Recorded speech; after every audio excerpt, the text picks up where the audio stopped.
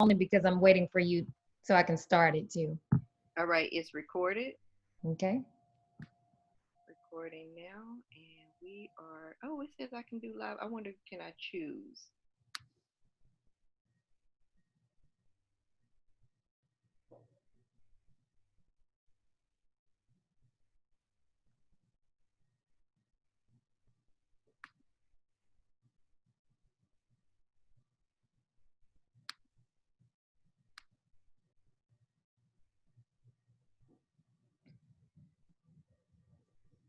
Can you hear me? Mm-hmm. Okay, perfect. It's going. It's preparing to go live right now. Okay.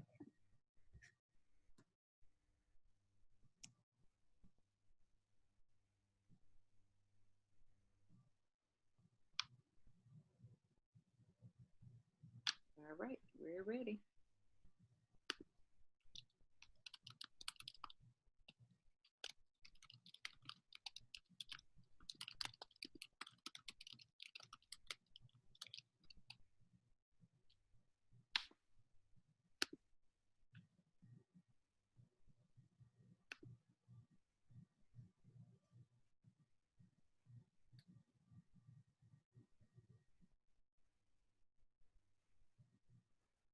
Can you see it to share?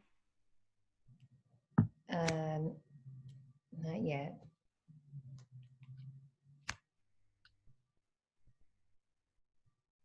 Right. Hi, everyone. How are you doing? We're giving people time to come on. We're so excited about being on Facebook Live tonight to share about some of our stories, the highs, the lows, the conflict, the successes, everything that we've experienced as women in leadership.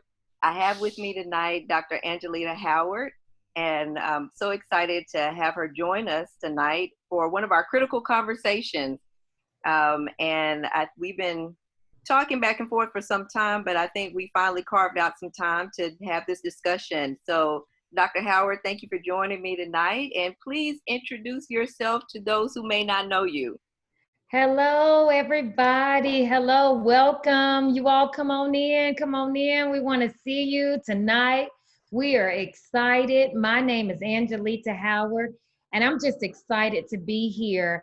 I met Dr. Walker probably, I think, it was like 3, 4 years ago. We have never been face to face, but we met, have a mutual friend, pastor, and he connected us and our spirits. We've been following each other on Instagram, following our children's lives and just seeing what each other are doing. And so I'm excited to share tonight with Dr. Walker. I'm excited about what you all are going to hear about us as women in leadership, some of our highs, some of our lows, some of our ups, some of our downs, maybe even some of our tears that we've shedded. So Dr. Walker, thank you so much. I have the pleasure of serving now at Morehouse School of Medicine as the director for online education, and I've served in VP roles. I've served as faculty, continue to serve as faculty. So I've had a plethora of experiences in leadership in higher education and in the church and ministry. And so we're excited tonight and we welcome you. So thank you all for coming in. Thank you, Dr. Walker, for having me, having this conversation, this important conversation. And I look forward to our next 45 minutes, an hour of sharing. Yes, thank you so much. It's great. And I'm glad you shared that. I was going to tell everybody, like, we have never met face to face, but we've had phone conversations, we've dialogued on social media, and it just shows the importance of having sister friends and colleagues, in different states, in different cities, just to touch base. And I think one of the sweetest messages I received from you is when my daughter was looking at colleges. We were on our college tour, and you inboxed me. We were looking at Atlanta, and you said, if she chooses this school in Atlanta, know she has a home away from home. She'll have a home cooked meal. I'll look out for her. And I was just it just warmed my heart because it was great to just have a friend, away from home, but also a colleague who understood what it's like to be away from home and go to college, and I just think, thank you You for extending that. And the same goes Absolutely. for your daughter. If she decides to come to Nashville, Yes, she has a yes. home away from home. Thank you. I appreciate that. I'm sure some of my followers are probably saying, well, who was going home cook that meal? You all, I would have cooked, but my mama is right down the street, so she would have had some good food. She would have eaten very well. So thank you. Oh, that is great. Well, we're going to jump into this conversation tonight because I think some of the things that we've dialogued about is important to share. So I'm just going to jump in and we can talk about some of our stories. I mean, what has it been like as a woman in leadership, especially working in a field? You work at, at Morehouse School of Medicine, right? And Sure. Yes, so ma'am. you are in an HBCU environment. Hmm. You are in a male-dominated field, Yes. okay, for the most part. And so, what is that like? What is the experience like for you? Wow, it's been an experience. The good thing is we do have a female president. Yay. Yay! But that certainly has not stopped some of the challenges that I faced, even over the years, thinking about this whole thing around equality related to job titles, descriptions, equality definitely related to pay and how you move up the chain and how people view you. I remember being in a conference room one day, and it was probably maybe 10 doctors in there, 10, PhDs, MDs, EDDs, whatever doctors. We were getting ready to have a meeting. And so this was my first time attending this particular meeting. And I sat down, and one of the doctors came in and said, "Oh, can you make sure this gets in the minutes?" And so I said, "Oh, I'm certain whenever the recording secretary or whoever is going to do the minutes, I'm certain that they will make sure the minutes were done." And so, I can't. I think the shock on his face was like, "Okay, well, what's this?"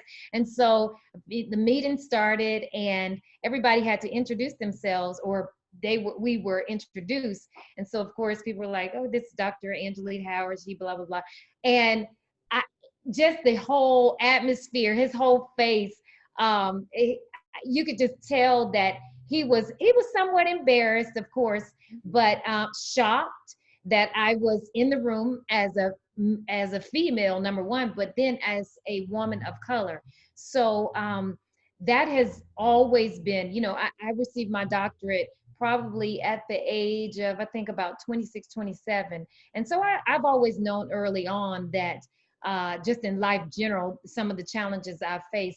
But I tell you, when you really see it up front and hear things like that, some of it is like, oh, okay, but then it goes to show that discrimination is still there. People still don't value or understand what makes you come in a room and think that it's okay to automatically assume, because I'm a woman and because I'm a Black woman at that I'm the person who's the secretary or taking the minutes. Why not somebody else, another male in the room, or even another female? So those are the challenges that we continue to face.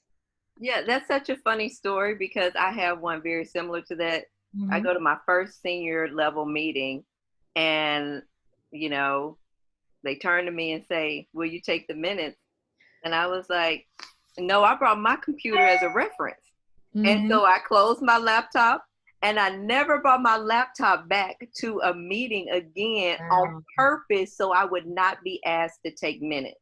Wow. And I was like, I don't care if I take good minutes, I take copious notes. It is what it is. But you have everybody on this team has a secretary. If you need notes, have your secretary come in here because I'm not her. And I think it's just Absolutely. important for us to be able to posture ourselves. Mhm. It's not that we have to be mean about it but I'm not going to water myself down for somebody else. And that's not being a team player by diminishing my role to another job that somebody else gets paid to do. There you go. Yes, ma'am. Yeah, There you go. exactly. They get paid to do that. And so and so you bring up a good point, because you use the word diminish, and it is not because that you're not capable or you're not able. I remember my one of my college professors said that this was probably back in 2005, 2006. She mentioned that her secretary, the reason why she one of the reasons why she greatly appreciated her is because she was writing a word on the board, she misspelled the word, and she said, well, thank God that I have my assistant, because she knows, she makes sure that words are spelled correctly, because that's what she does. Right. So she writes these memos. That is what she's paid to do. And so if you're not paying me to sit and take the minutes. So that is an absolute great point. And thinking about that, when we think about who should we follow, who should we talk to when we have these challenges or face these challenges as we go through leadership, how important would you say, Dr. Walker, is mentorship or sponsorship for women in these leadership roles, or who are preparing for leadership roles?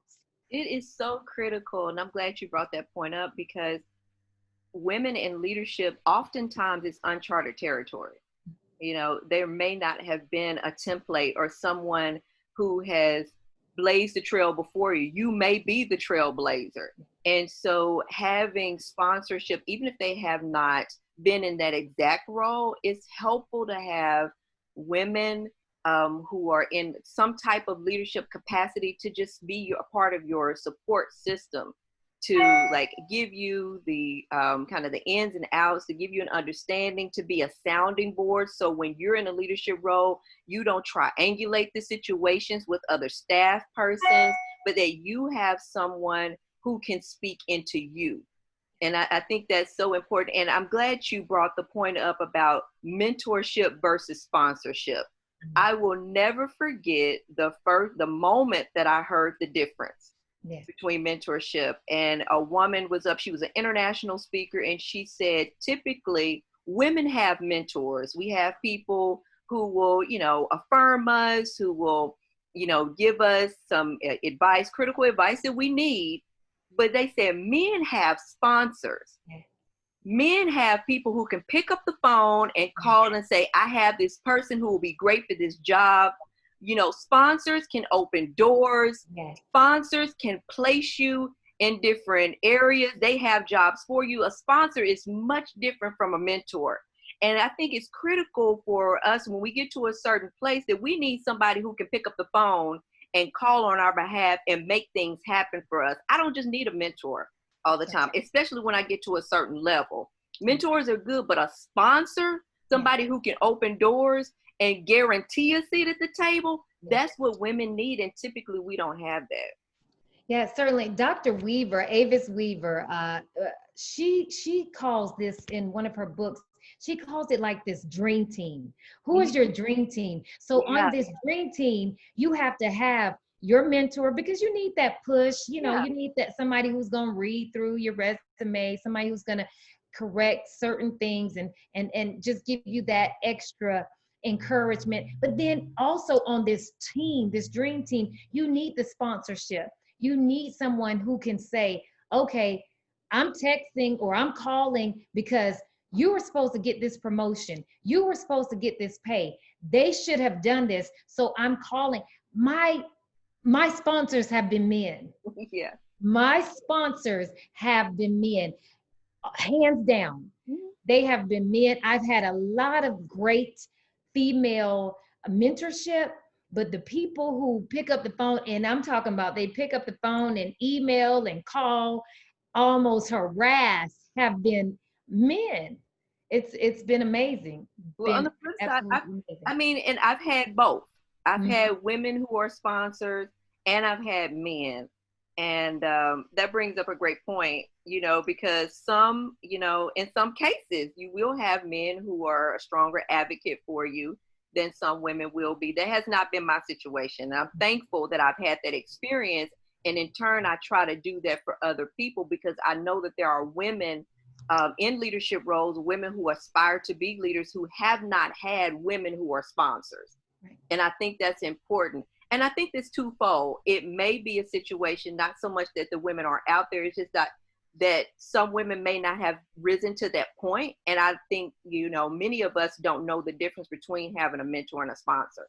And so we will typically turn to a male figure in order to receive that sponsorship. And I think that's something that you and I have talked about, because being women in a leadership role, it's important for us to now create spaces where we can be sponsors for other women, because women who can serve as sponsors are out there. There are high-powered women in some great positions who can pick up the phone and say, so and so is ready for this job. That's right. Yeah. And That's so right. I think it's important. I'll never forget, and I think we talked about touching on this, is some of the shocking things we heard. And I had a man in a leadership role look across the table from me and said, women need men. And I said, okay, I hear you. I said, to a certain degree. Right. I said, we do need men to be in partnership with us, but Yeah. I'm not going to necessarily say that I have to have a man in my corner. And so I want to bring the right context to that. Yeah. I don't care if you are a man or a woman. If I need a job, if I need a connection, if I need you to be a part of my network, that's fine. I just need you to be an advocate for me. That's right. Yeah. So either way, I think it's important for us to understand the importance of us being balanced in our understanding of, you know, some of these gender norms that we experience, but being balanced. And then I'm not closed off to men helping me, and I'm not closed off to women helping me. I just need the right sponsorship. Yeah, absolutely. Absolutely. Yeah. And that's what we're supposed to do. I can't even begin to count how many times. And of course, I'm not a CEO of a Fortune 500. By the way, there are less than 3 out of 500 seats who are minority women. Three. Yeah.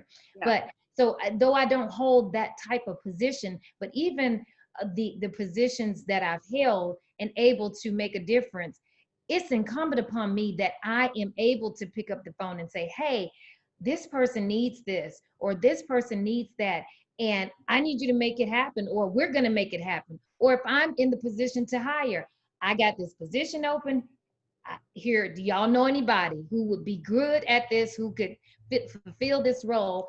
And then it's my responsibility to make sure that I'm setting the example for other women to say, when I needed her, she called, she made the phone call, she sent the email, and it didn't take her 5 days. It didn't take her a month to do it. Right. She went ahead and because she understood the need.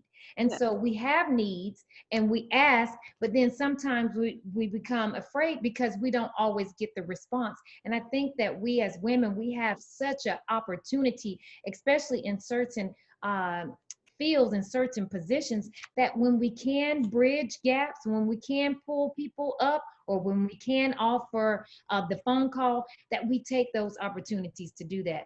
You know, you talked about having that awkward moment.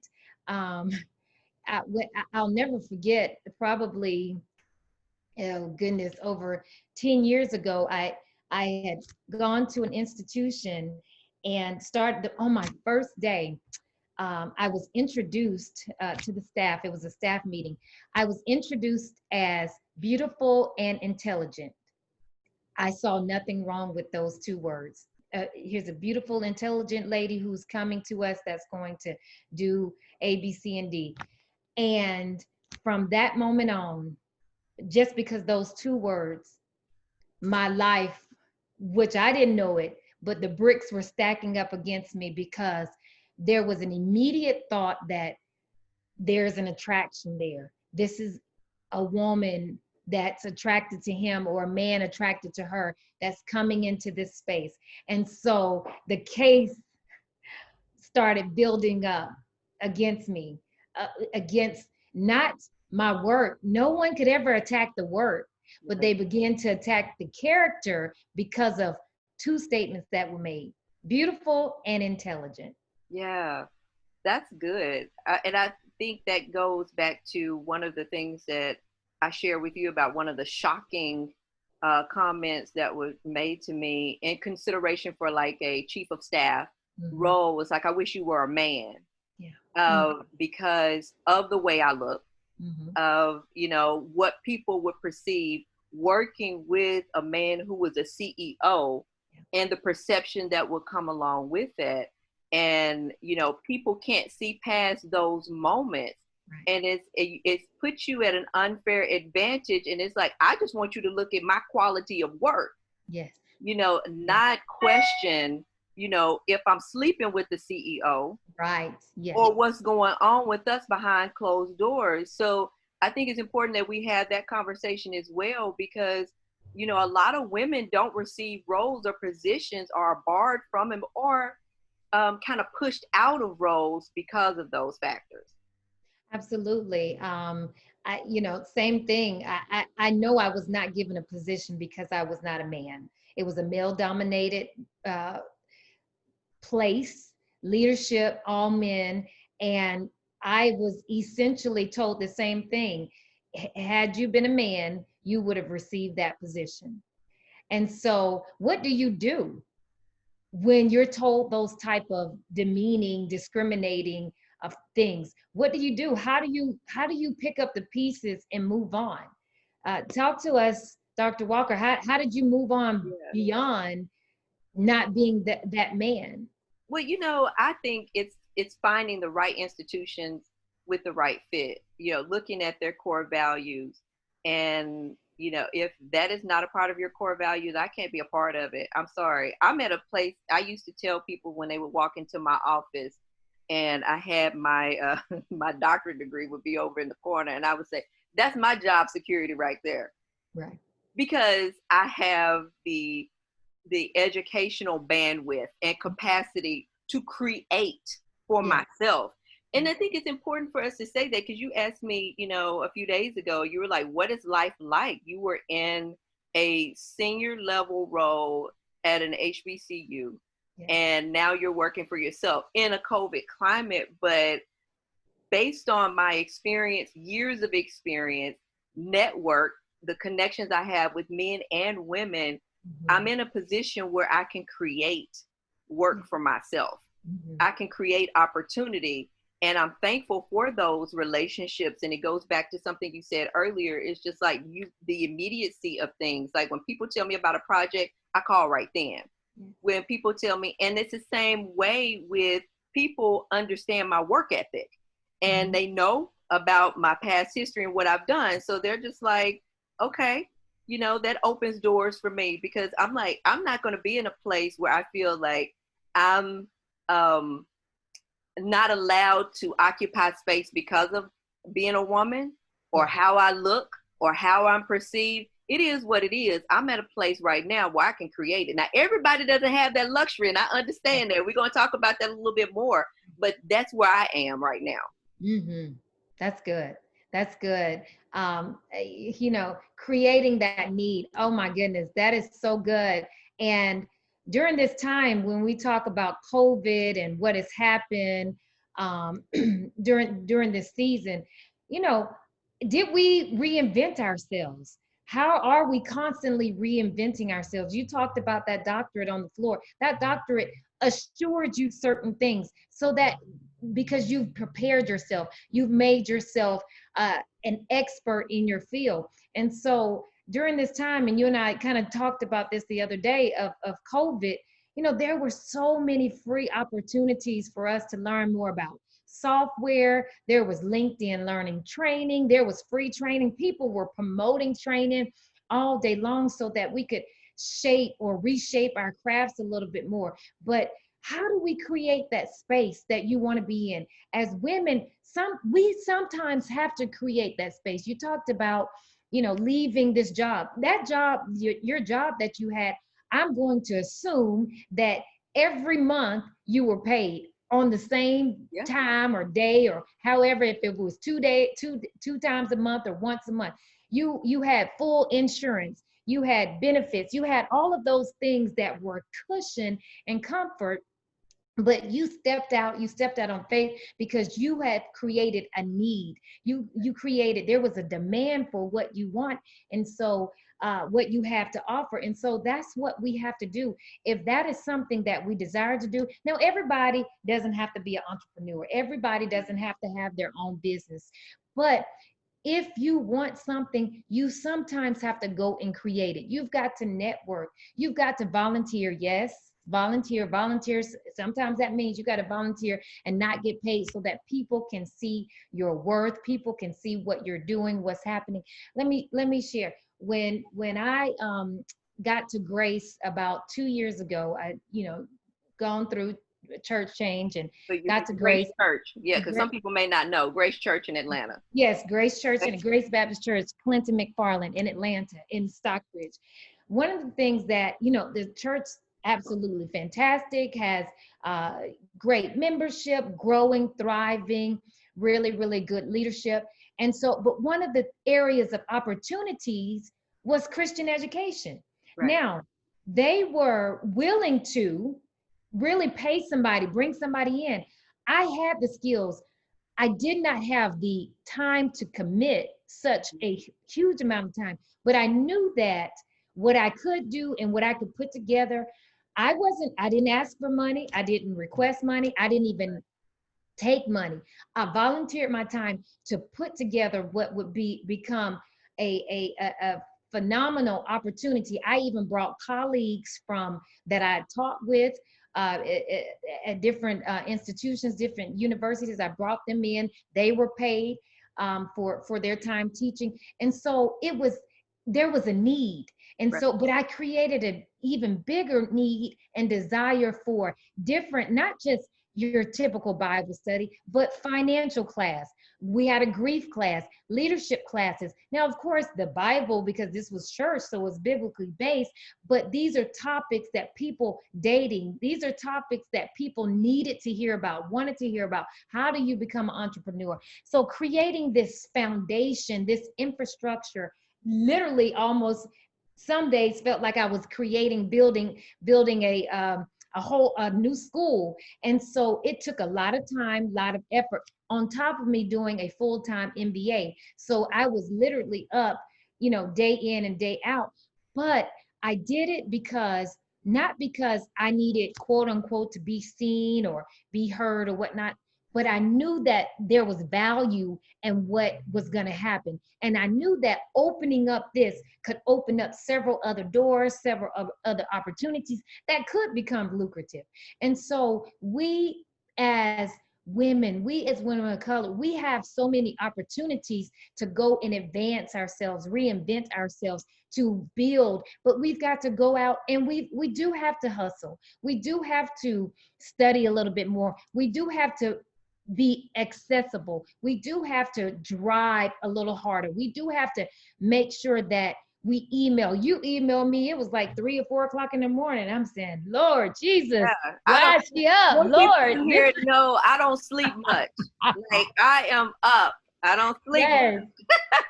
Yes. You get an email from me at any time of the day.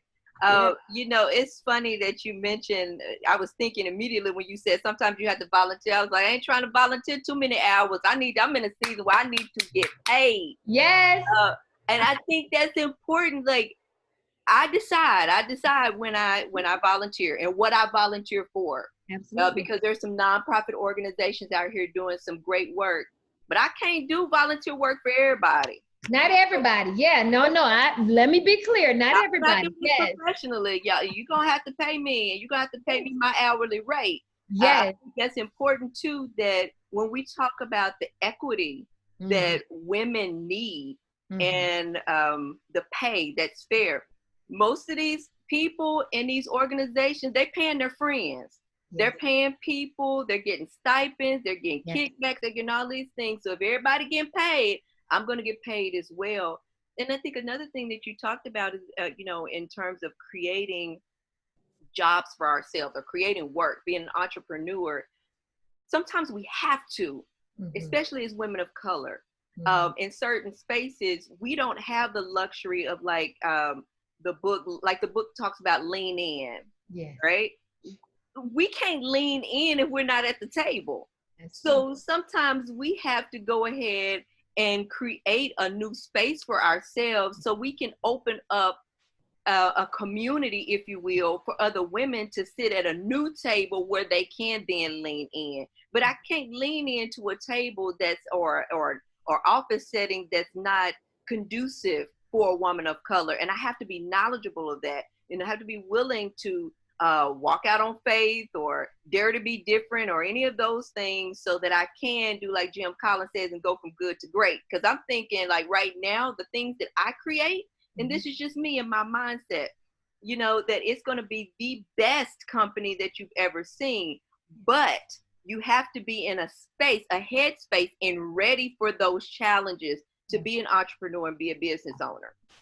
Well, so, you know, how do we create this community? You talk about community of women and making sure that we're supporting each other. Tell us, what are we going to do to make sure that we create this type of community for women like yourself and I, or people who have the desire to go up the leadership ladder, but just don't know how to? What can we offer them? Because we do have things to offer. We have mind space, we have head space, we have mouths, we have hearts. And so how can we help that community? How can we build this community? That's a great question. I think one of the first ways that we can create the community is by having a Facebook community. Yeah. I know that that is the end thing. There's many Facebook groups, and I know people have conferences based on their Facebook community. They get together and they do check-ins and they meet people from all over the country, all over the world. And I think it's important to start creating that type of community. And it's just like right now, we are in the perfect position to do that, because we can't really go to the spaces. We can't go to a regular conference or a meeting like we're accustomed to doing, but we can communicate with each other through a blog, through a vlog, through chat rooms, via email, social media. And so you and I have talked about what this would look like. And so we're trying to reach out to other women and see if the interest level in being a part of this community where we share stories, we share advice, we share job opportunities, and we're able to give information to people who are trying to get to their next level or to be successful where they are. Right. So women, if you're listening, or men, if you're listening and you have wives or girlfriends or sisters, nieces, friends, colleagues, make sure you join us. We are a community, not just hierarchical. We talked about that. It's no position. It's no that this person is this, they have this, and they're better because they have this degree or they have that knowledge. We want everybody. We want to build a community of women. We want to help each other. We want to support each other. We don't just want to be mentors. Yeah. We want to be what? Sponsors. We want to be sponsors. We want to make those phone calls. We want to send those emails. We want you to be sponsors. We want you to connect and be sponsors with us, and mentors too. But we want to build this bridge or this community. So I'm excited. There's a link that we're going to share, and just you click on the link and find out what you submit your information, and we promise to stay in touch with you as we continue to build. I'm excited. I'm excited as well. So everyone on here tonight, you'll be hearing more from us. We will be sending out different messages on social media. Also, the Google form is currently listed on my platform, and I think also on Dr. Howard's Facebook platform. And we're going to have this session on replay. We're going to send it out on YouTube, on IGTV, as well as it's going to be on replay on Facebook. But I think this is a conversation that will continue. This is not just something that's one time. It's an introduction to the type of community we want to build and create. It's not another social club or organization. It's just community where we can have rich dialogue to help our other sisters who are in leadership. Yeah. So as we kind of wrap up, I think you've said it all. You really, really summed that. What advice would you give to someone who's seeking leadership position, or even seeking to that phase, that whole ladder? Maybe right now they don't want to be in a leadership position, but they know 5 years from now, this is where they want to be, or 10 years from now. What advice would you give? Right. So I'm going to give a portion of some advice that was given to me Mm-hmm. before assuming a leadership role, and then some things I've learned along the way. But number one, I would say be you, be authentically you. Yeah. It's important to learn how to be yourself in these spaces so you won't be constantly wearing, I'm not even going to say a mask, you Mm-hmm. constantly mimicking behavior that you see with other women or other men, but just learn to be you in that space. And also know that you are an expert in your field. I tell my mentees and those that I sponsor this all the time. You went to school, you got that degree, you've had this experience, you are an expert in the field. So be confident in the knowledge that you have. Don't let anybody make you feel like you do not know what you're doing, or you are not the smartest person in the room, and know about your field. But also some other things is to build up your capital. I think often we miss that as women in leadership, or just those that's going into leadership spaces, that we don't build our financial capital up enough. So when opportunities do come before us, we're not ready because we don't have no money. Speak. Yes. And I think Yes. it's important for us to understand how early on, you said you received your doctorate degree at 27. At Mm-hmm. that point, a lot of people are obtaining terminal degrees at earlier ages. They should be saving at the same time, building for Mm-hmm. their future. So I think it's important. Those are the three things that I leave with people. What advice would you give, Dr. Howard? Yeah, I would certainly echo the sentiments that you made. Know your worth. Know your worth. Know your worth. Know who you are and who God has created you to be. I am fearfully and wonderfully made. And so because he made me that way, then I deserve to be great. I am great. And so you have to understand and know your what you've been purposed to do. And so that's understanding, it being that expert. So if that's in a degree, if that is doing hair, if you are a hairstylist, be the absolute best hairstylist you can be. If you, as pastor would say, if you a hand waver, wave your hand the best, be the best hand waver that you can be. If you are, an evaluation or a teacher, keep learning. Be the best teacher that you can be. Allow no one to be better than you are. So that means that you've got to continuously reinvent. I've said that word a few times tonight, but reinvent yourself, making sure that you're learning, making sure that you're going to workshops, making sure that you are understanding your network, building your network. Let me tell you something. If you are the smartest or the most driven person in your circle, you're in the wrong circle. You've got to get a different circle. So your circle needs to be people that you aspire to be. You can go on LinkedIn, you can go on Facebook, you can look to see, not to mimic, but you can look to see, how did Dr. Walker become vice president? How did she become dean? How did she do this consulting? If this is what I aspire to be, here are some of the steps. Now, you're not going to go word for word or day for day, but here are some of the avenues. Again, Dr. Walker said it. Build that wealth. A lot of times we're so into buying the latest thing or having our red bottoms that hurt. We're into I got some comfortable red bottoms. I like my red bottoms. oh, mine hurt. Man, I don't know what kind you have, but mine hurt. But They're we good want, old toe, and they real good. you know, I have given away so many things, clothes and items and things like that. I just enjoy giving away. But build your worth. Understand what a portfolio is. Understand what it is to save money, not just put it in savings, but how do you create wealth, generational wealth, and what does it mean to have a stock or portfolio? What does all that mean? So that when you're ready, or so that when someone says, "Hey, you know what? I'm really thinking about this, or I want to invest in this, but we need about $10,000." You don't have to figure out, how do I get $10,000? But Right. you can go right away and pull it.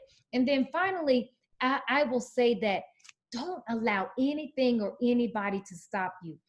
We have all had divorces. We've had children who've misbehaved. We've had breakups. We've had death. We've had so many life obstacles that have happened. But if we're still standing, that means there's purpose in our lives.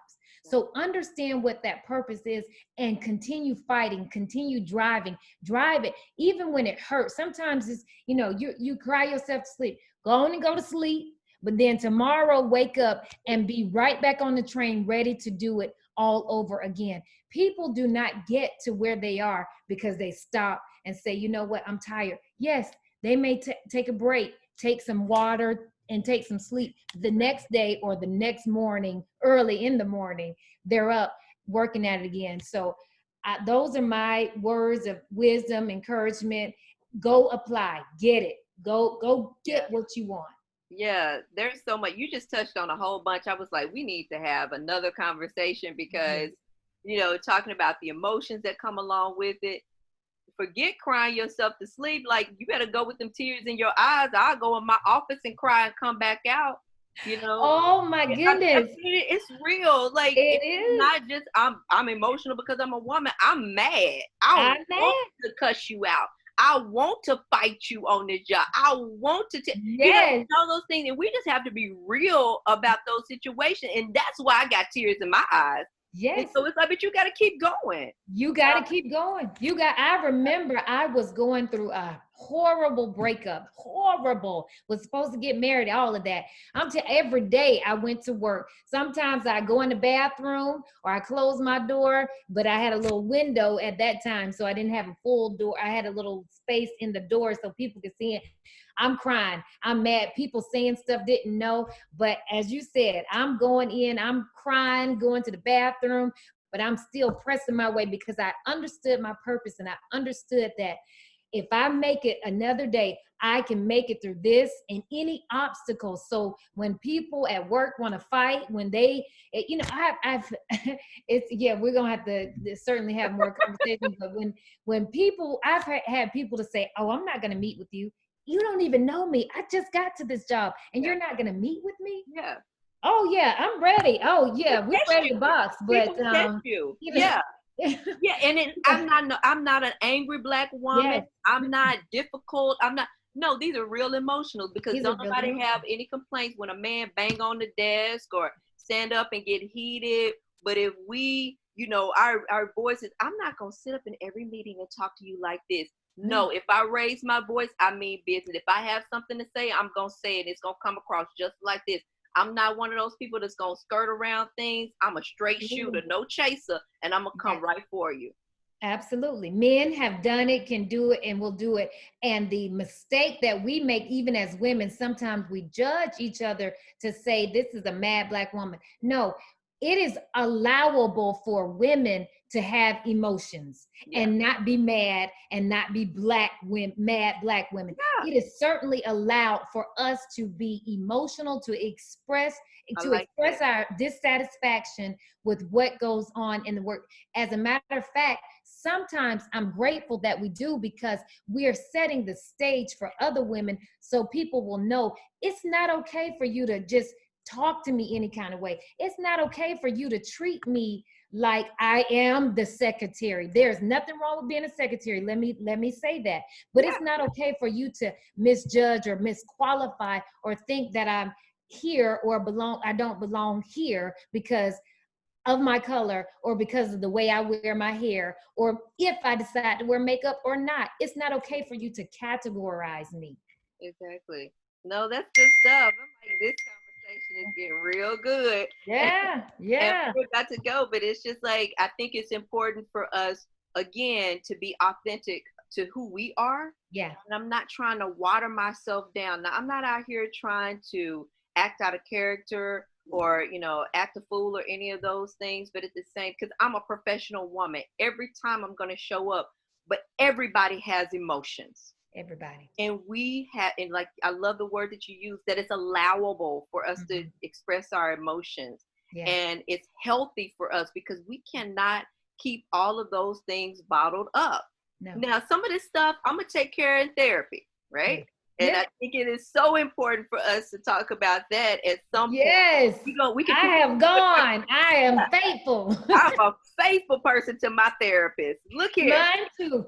And Mine loves me. She yes, used to say, she would say, you know, now if you see me, because we live not too far, I don't live too far from the therapist. And so she was like, you know, if you ever see me, you don't have to speak. And I said, why not? I'm not ashamed. If I right. ever see you, I'm not ashamed. Hey. Hey, how are you? Yes, I'm certainly not ashamed. There's been a stigma that, oh, if you go to therapy, something is wrong with you. Oh, I'm healthy.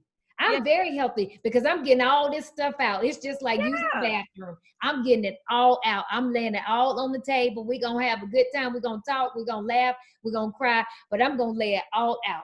I'm healthier, probably healthier than you and you and you and you, because I am having those conversations. I am a better employee. I am a better leader. I am a better consultant because I do share my emotions and express them in a healthy way. So thank God. Everybody who works with me need to be thankful that I go to therapy. Yes. Yes. This has been a great conversation. Yes, it Thank has. you so much for joining me on tonight.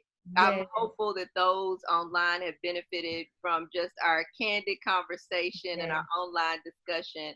And I look forward to more conversation. Those of you who have joined us today on Facebook, look for the replay, but also go complete that Google form. We want to stay in communication with you. We want to reach out to you. Share your social media handles so that we can be in community with you. And we look forward to engaging you further in the coming weeks and months. Dr. Howard, thank you for being on tonight as we talked about women and leadership. Have a great night, everyone. Thank you. Good night, everyone.